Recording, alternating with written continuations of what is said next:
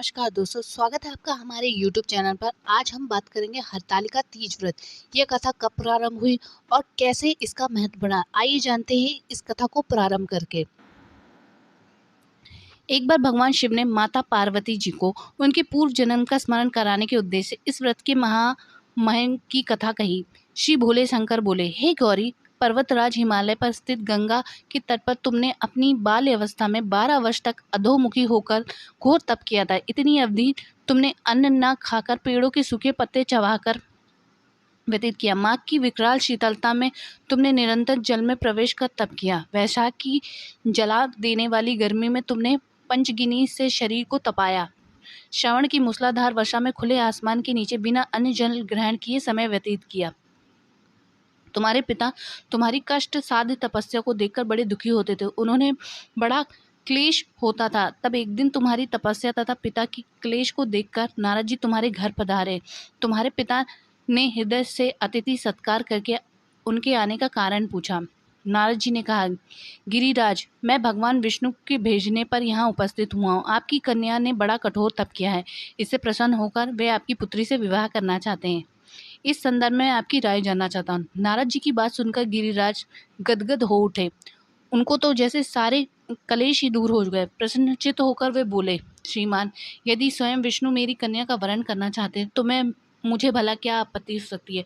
वे तो साक्षात ब्रह्म है। हे महर्षि, यह तो हर पिता की इच्छा होती है कि उसकी पुत्री सुख संपदा से युक्त पति के घर की लक्ष्मी बने। पिता की सार्थकता इसी में है कि पति के घर जाकर उसकी पुत्री पिता के घर से अधिक सुखी रहे। तुम्हारे पिता की स्वीकृति पाकर नारद जी विष्णु के पास गए और उनसे तुम्हारे विवाह को निश्चित होने का समाचार सुनाया। मगर इस विवाह संबंध की बात जब तुम्हारे कान में पड़ी तो तुम्हारे दुख का ठिकाना न रहा।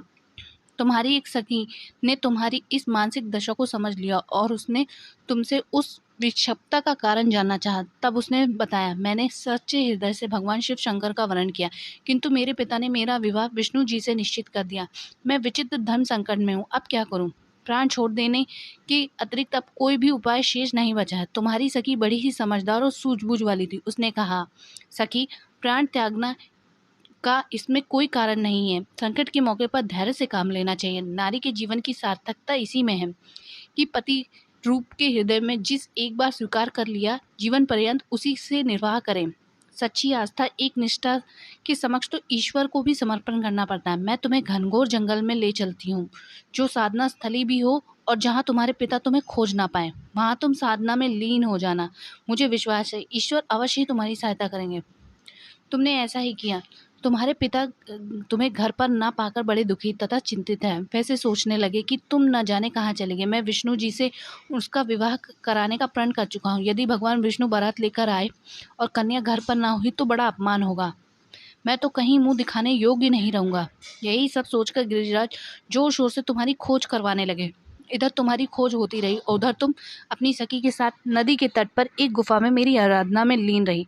भद्रपद शुक्ल तृतीया को हस्त नक्षत्र था। उस दिन तुमने रेत के शिवलिंग का निर्माण करके व्रत किया। रात भर मेरी स्तुति के में गीत गाकर जागी।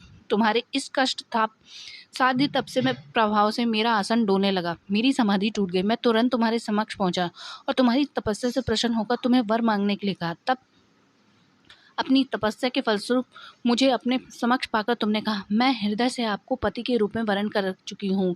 यदि आप सचमुच मेरी तपस्या से प्रसन्न होकर आप यह पधारे हैं तो मुझे अपनी अर्धांगिनी के रूप में स्वीकार कर लीजिए। तब मैं तथास्तु कहकर कैलाश पर्वत को लौट गया। प्रातः होते ही तुमने पूजा की समस्त सामग्री को नदी में प्रवाहित करके अपनी सहेली सहित व्रत का पारण किया। उसी समय अपने मित्र बंधु व दरबारी सहित गिरिराज तुम्हारे खोजते खोजते तुम्हें आ पहुंचे। तुम्हारी इस कष्ट साध तपस्या का कारण तथा उद्देश्य पूछा। उस समय तुम्हारी दशा को देखकर गिरिराज अत्यंत दुखी हुई और उन्हें पीड़ा के कारण उनकी आंखों में आंसू उमड़ आए। तुमने उनके आंसू पोंछते हुए कहा, विनम्र स्वर से कहा, पिताजी, मैंने अपने जीवन का अधिकांश समय कठोर तपस्या में बिताया। मेरी इस तपस्या का उद्देश्य केवल यही था कि मैं महादेव को पति के रूप में पाना चाहते थे। आज मैं अपनी तपस्या की कसौटी पर खरी उतर चुकी हूँ। आप क्योंकि विष्णु जी से मेरा विवाह करने का निर्णय ले चुके हैं, इसलिए मैं अपने आराध्य की खोज में घर छोड़कर चली आई। अब मैं आपके साथ इसी शर्त पर जाऊंगी कि आप मेरा विवाह विष्णु जी से ना कर महादेव जी से करेंगे। गिरिराज जी मान गए और तुम्हें घर लाए। कुछ समय के पश्चात शास्त्रों सहित विधि पूर्वक हम दोनों का विवाह सूत्र में बन गए। हे पार्वती, भद्र शुक्ल की तृतीया को तुमने मेरी आराधना करके जो व्रत किया, उसी के फलस्वरूप तुम्हें विवाह हो सका। इसका महत्व यह है कि मैं इस व्रत को करने वाली कुंवारियों को मनवांछित फल देता हूँ। इसलिए सौभाग्य की इच्छा करने वाली प्रत्येक युवती को इस व्रत को एक निष्ठा तथा आस्था से करना चाहिए।